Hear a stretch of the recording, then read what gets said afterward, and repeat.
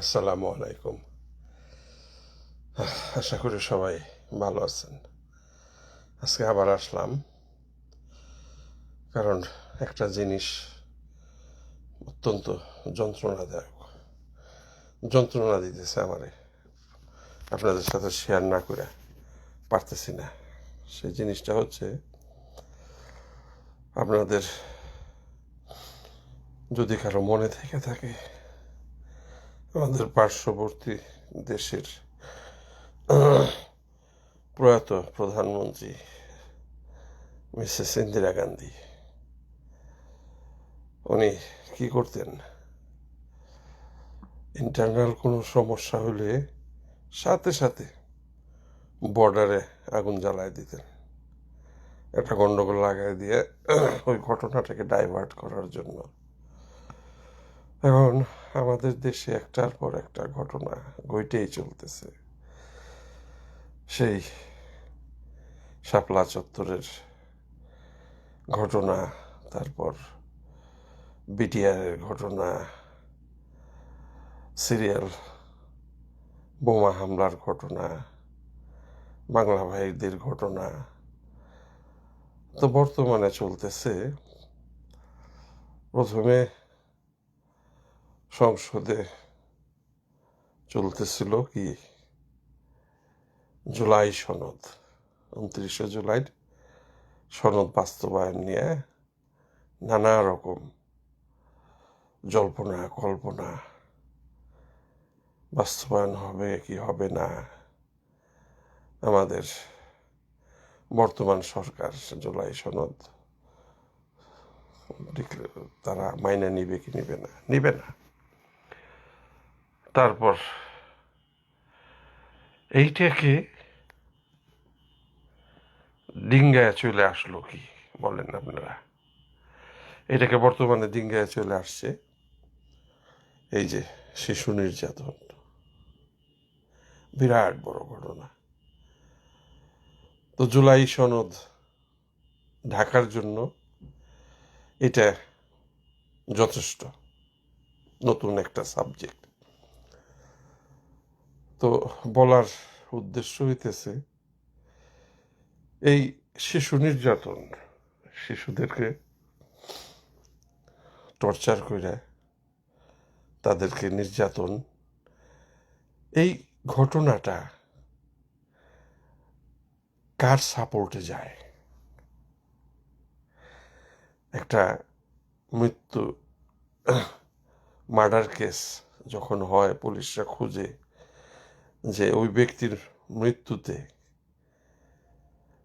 কার উপকার হইল, হ্যাঁ, সয় সম্পত্তিগুলি কে পাইব?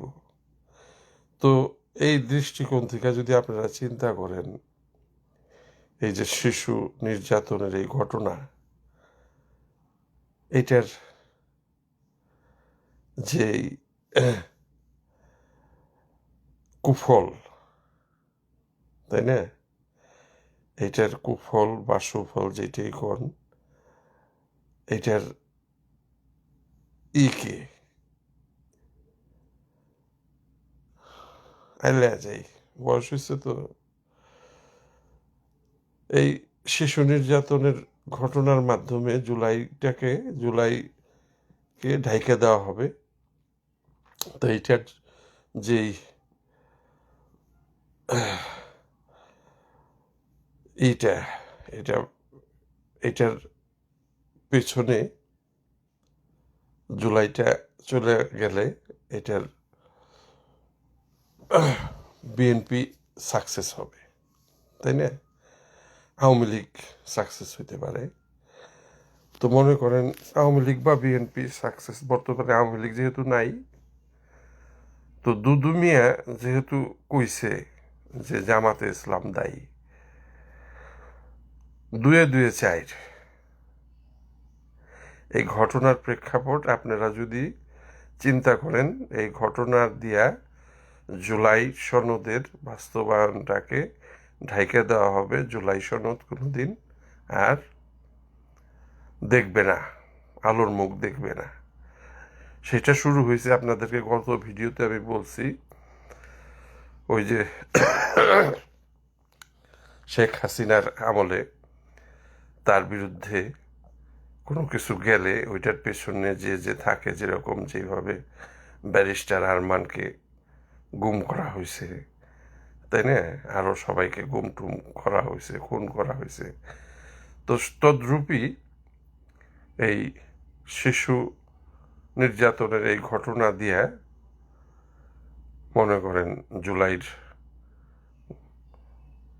অভ্যুত্থান বলা ঠিক হবে না, জুলাইয়ের যে চেতনা সেটাকে ঢেকে দেওয়া হবে এবং নাসিরুদ্দিন পাটোয়ারি দিয়া শুরু হইল গুম খুমের শুরুয়াত। কিভাবে? নাসিরুদ্দিন পাটোয়ারিকে তো আর গুম খুম করতে পারবে না, তার সাথে যারা ছিল, হ্যাঁ, এই যে গাইবি নামাজ পড়াইছিল যে ভদ্রলোক, যে ছেলেটা, তাকে সহ অ্যারেস্ট করে ফেলাইছে। এইটা হলো মাত্র শুরু, আপনারা আস্তে আস্তে বাস্তবায়ন দেখবেন। তো জুলাইয়ের সনদের সেটা আলোর মুখ দেখবে না, সেটা রিজন হইতেছে ইন্দিরা গান্ধীর মতো বিএনপিও আরেকটা ঘটনা নিয়ে আসছে, সেটা হলো এই শিশু নির্যাতন। জানি না আপনারা এটা অ্যাকসেপ্ট করবেন কিনা, বাট আমার কাছে, আমি ক্যালকুলেশন করে দেখলাম যেভাবে একটা মার্ডার কেসের আসামিকে পুলিশ, গোয়েন্দা বাহিনী তারা যেভাবে সন্দেহ করে যে ওই লোকটা মৃত্যুর পরে ওইটার তার সয় সম্পত্তি কে খাবে, সুফলটা কে নিবে, ফসলটা কার ঘরে যাবে, তো ওইভাবেই এই জুলাইটাকে অন্ধকারে ফালায় দিয়ে এই শিশু নির্যাতন সামনে চলে আসলে এইটার ফসল ঘরে কার ঘরে উঠবে? বিএনপির ঘরে উঠবে, আওয়ামী লীগ নাই। হ্যাঁ, তো এইটার পেছনে বর্তমান সরকার আমার মনে হয় হাত আছে। যাই হোক, পলিটিক্যাল ব্যাপার নাও হইতে পারে, এটা সন্দেহাতীত, আমি সন্দেহ দৃষ্টিকোণ থেকে আপনাদেরকে শেয়ার করলাম। আর কি বলবো, আজকে দেখতেছিলাম ব্যারিস্টার আরমানকে কেন গুম করা হয়েছিল, ভদ্রলোককে কিভাবে ছাড়লো, দেখে চোখে পানি চলে আসছে। কেমন? তারপরে বিডিআর হত্যা, তারপরে বর্তমানে বাংলাদেশের সুশীল সমাজের শেখ হাসিনাকে নিয়ে মায়া কান্না, আহারে, তার প্রতি নির্যাতন হইতেছে। কেমন? তো একইভাবে এই ১/১১ ঘটনা হয়েছিল, যার কারণে যে দায়ী আমরা সবাই ভুলে গেছি। আপনাদের মনে আছে সাভারে এই যে মিস্টার ফালু,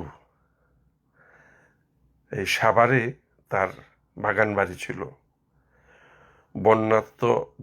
দুর্গত বন্যাত্মদের যে ঢেউটিন,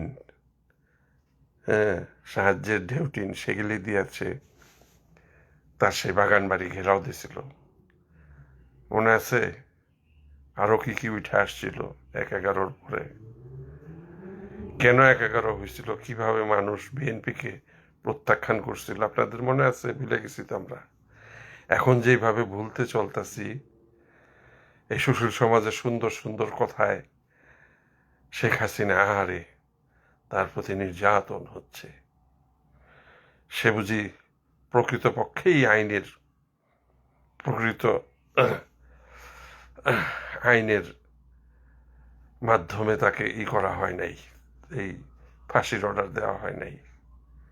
আরে সেই অস্ট্রেলিয়ার ভদ্রলোকের মতো আবার বলতে হয় চোদু বাঙালি। শেখ হাসিনা তো একটা কেসই যথেষ্ট, বিডিআর, তার ফাঁসির জন্য বিডিআর। আর আরেকটা জিনিস আমার মনে হইল, এখন মাঝে মধ্যে সব ভুলে যাই, ৭১-এর মহান মুক্তিযুদ্ধে আমরা একটা ভূখণ্ড পাইছি, একটা পতাকা পাইছি, আমরা সবসময় বড়াই করে বলি আমরা কি ভূখণ্ড পাইছি? সত্যি করে চিন্তা করে বলেন তো, ভূখণ্ড পাইছে ইন্ডিয়া। শেখ সাহেব ইন্ডিয়ার কাছে বিক্রি করে থুয়ে গেছে এই ভূখণ্ড। হ্যাঁ, তারপরে মাঝখানে অনেক বছর পার হয়ে গেল, আমরা মারামারি, কাটাকাটি, হানাহানি সব কিছুর মধ্যে জড়িত রইলাম। হ্যাঁ, তারপরে ১/১১ আসলো, ১/১১-তে মাধ্যমে শেখ হাসিনা এসে দেশটাকে একেবারেই সব কিছু দিয়ে দিল। হ্যাঁ, লজ্জা করে। আরে প্রতিবেশী দেশ, তাদের সাথে তো আমাদের সারাক্ষণ ঝগড়া করলে চলবে না, তাদেরকে আলোচনার মাধ্যমে তুমি আমার এটা নিবে, আমি তোমার এটা দেব, বিনিময়। তা তো হয় নাই। আমাদের দেশটাকে তারা লুইটা পিটা খাইতেছে, খাবে। এবং বিডিআর হত্যার মাধ্যমে তারা কি করলো? আমাদের ভূখণ্ড কটা পুরাটাই নিয়ে নিল। কেমনে নিল? আপনি দেখেন, আমাদের দেশের আর্মি কি আমাদের দেশের আর্মি, এই যে যত জেনারেল আছে সবাই তো দায়ী, দোষী। আমাদের দেশের বিডিআর ছিল, সেটা বর্তমানে কি নাম? বিজিবি। সেটার নাম পরিবর্তন করা হয়েছে। আর ওই যে বুইরা খাটাসে আমরা এই এরা পোলাপানরা ভুল করে ডক্টর কি নাম বুইরারে নিয়ে এলো, আসিফ নজরুল গং, এরা সবাই মিলে তারা দেশটাকে আরো লুটে পুটে ধ্বংস করলো। কেমনে ধ্বংস করলো? বুইরার ইউনিভার্সিটি, বুইরার ১,০০০ কোটি টাকা ট্যাক্স, সমস্ত কিছু সে মাফ করায় নিছে। দেশের জন্য কি করছে? আমাদেরকে বুঝতে হওয়ার জন্য, চোদু বানানোর জন্য, চোদু বাঙালিকে আরো চোদু বানানোর জন্য সে কি করছে? 7 সিস্টারে আগুন জ্বলবে। আর এদিক দিয়ে তলে তলে আরো বেশি ইলিশ মাছ পাঠাইছে।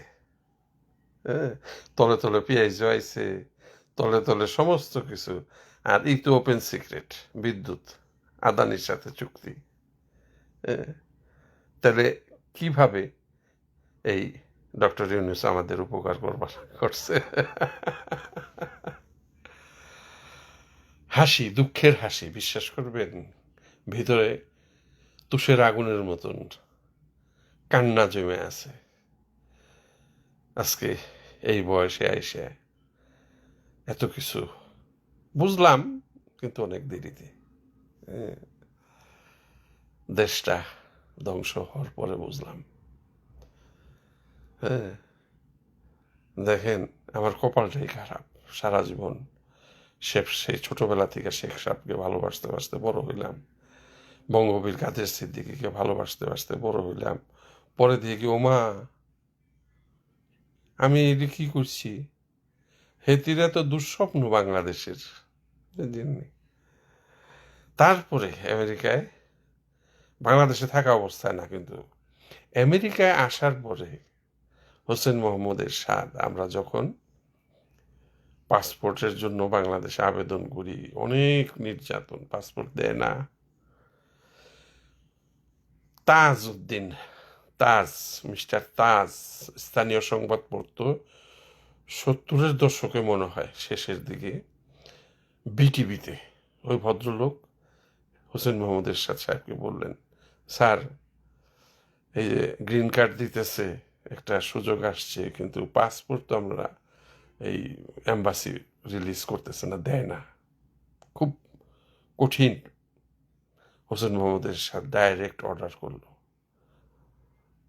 কোনো বাঙালিকে যেন পাসপোর্টের জন্য ফেরানো হয় না, সমানে পাসপোর্ট দিতে থাকো।